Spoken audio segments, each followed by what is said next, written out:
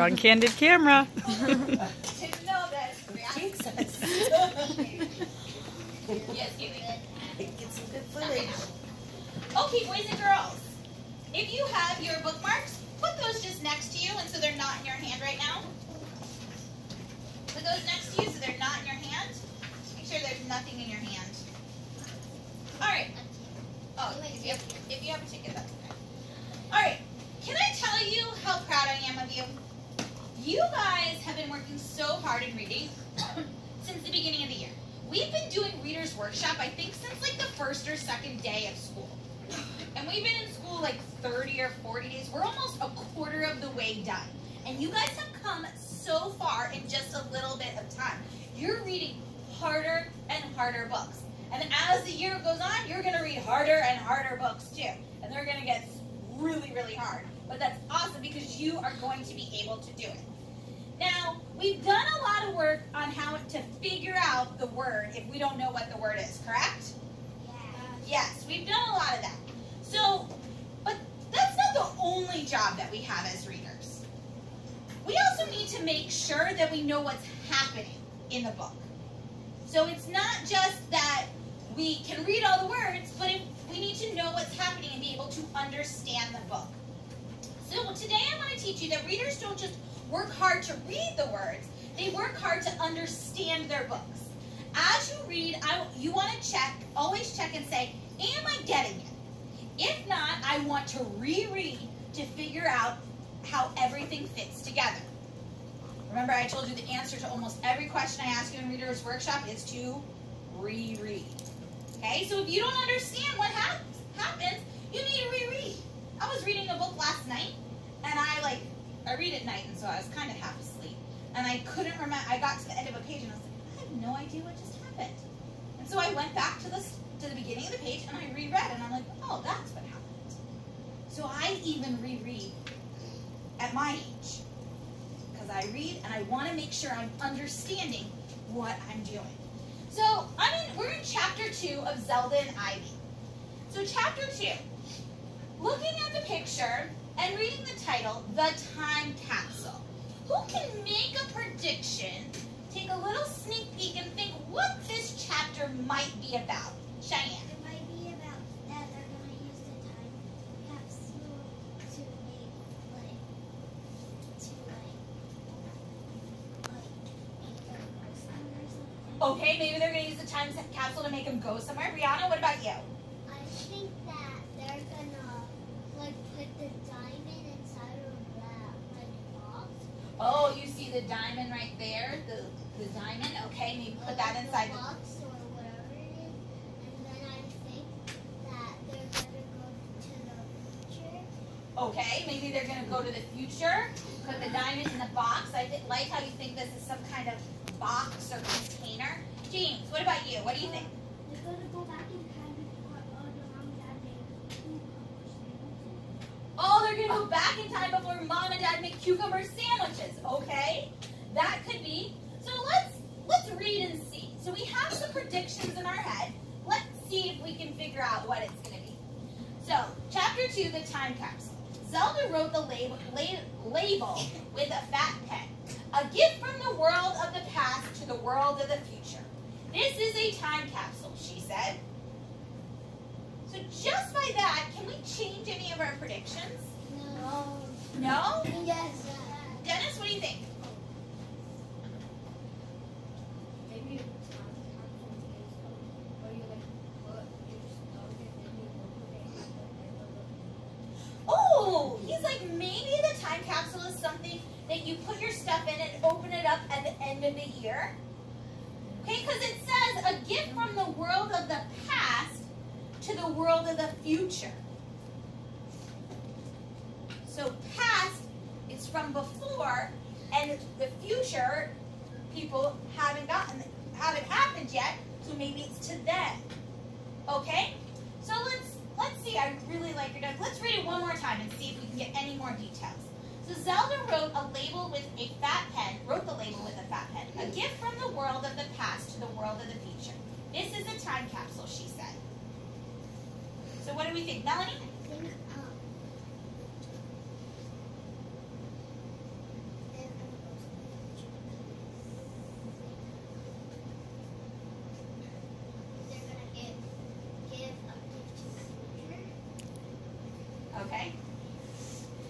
Oh, they're going to give a gift to the future. Okay. So we think it's something, so Dennis said we think it's something that we put in and then we open up like in a year. Melanie says it's a gift to the future. Christian, what do you think?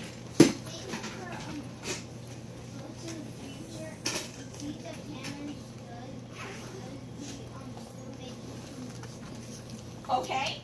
All right. So let's continue reading and see if we can figure anything else out. She rubbed her lucky jewel against her shirt and dropped it into the box. 100 years from now, someone will open this box and find my lucky jewel. What are you going to put in? How about our worm book, said Ivy. Come on, said Zelda, put in something really good. Remember, it's for the children of the future. Ivy sighed. She hugged Princess Mimi and added it to the box.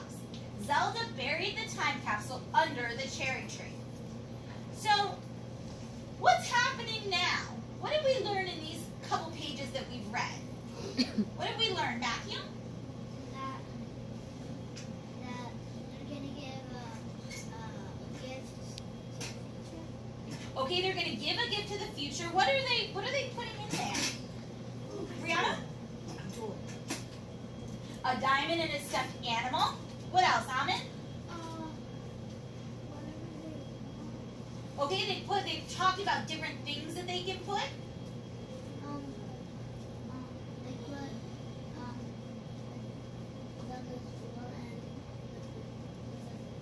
and the Princess Mimi doll. And then what did they do at the end? What did they do at the end of it? Christian? They buried it. They buried it. Why do you think they buried it? Why do you think they buried it? So it's like when no one can find it, why they couldn't find it. Okay, let's go back and read here. She rubbed her lucky jewel against her shirt and dropped it into the box. 100 years from now, someone will open this box and find my lucky jewel. What are you going to put in? What is this telling us about the time capsule? When are they going to open it? Melanie? In the future, in 100 years. This goes back to what Dennis said. He was like, it's something you put stuff in right now and then open it in a year.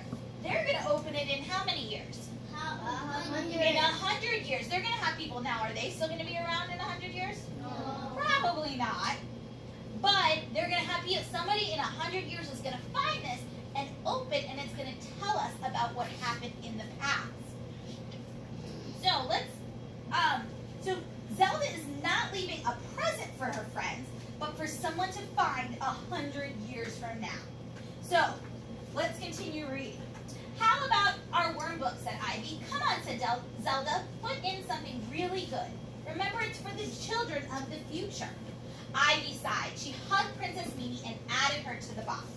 Zelda buried the time capsule under the cherry tree. Later that day, Ivy sat on the swing and drew circles in the dirt with her paw. If only I had Princess Mimi, I could play castle. Inside the house, Zelda worked on her piano recital piece. If only I had my lucky jewel, I could get a crossover hand part. Outside, Ivy could stand it no longer. She dug up the time capsule and pulled out her doll. Then she noticed the box was empty. Ivy heard a noise in the bushes. She stuffed Mimi back into the box. Oh no. So why is Mimi the only thing in the time capsule?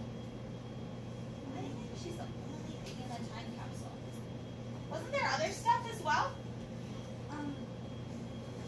Why do you think she was the only thing? Because I think someone like found it and then got the jewel and then the only thing was left was the stuffed animal. Okay, what do you think, Jonathan?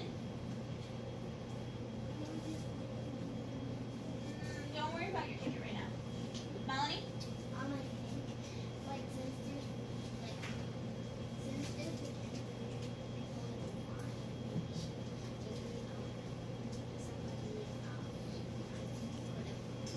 Okay.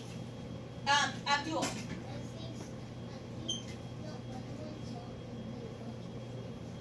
Oh, maybe somebody took the other one. Maybe who might have taken it? James? Okay, maybe an animal. What do you think, Catherine?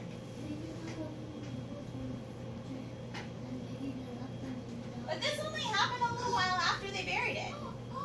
Anderson? She got her thing. Now, we're a little unclear here. What could we do to figure it out and to make us understand even more? What could we do?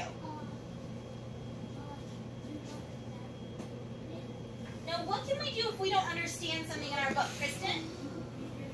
We can read it again. We can go back and reread and see if we can figure it out. So later that day, Ivy sat on the swing and drew circles in the dirt with her paws. If only I had Princess Mimi, I can play castle. Inside the house, Zelda worked on her piano recital piece. If only I had my lucky jewel, I can get that crossover part. Outside, Ivy could stand it no longer. She dug up the time capsule and pulled out her doll. Then she noticed the box was empty. Ivy heard a noise in the bushes. She stuffed Mimi back in the box. So thinking about this and the pages we just reread, who do you think took the jewel? Abdullah. Zelda might have, because what was she looking for here? What did she want? Her lucky jewel to help her. So do you think she might have dug up the box? Yeah. Well, guess what? We're not going to read the rest of the story right now. So, because you have to go and read and practice. So we're going to start a new anchor chart today. Tools for understanding our books. So when you are reading, I want you to make sure that you check that you're getting it and that you understand what's going on. Okay? If you have to go back and reread, go back and reread. Anytime you read, readers don't just work on the words, but they also work hard to understand our books. So whenever you read, you always need to check. Am I getting it? Ask yourself that question. Am I getting it? And if you're not, reread. All right? You're going to go off and read. I'm going to call a group. Mrs. Riley's going to call a group. I want to see you reading quietly and practicing. Ready? Off you go.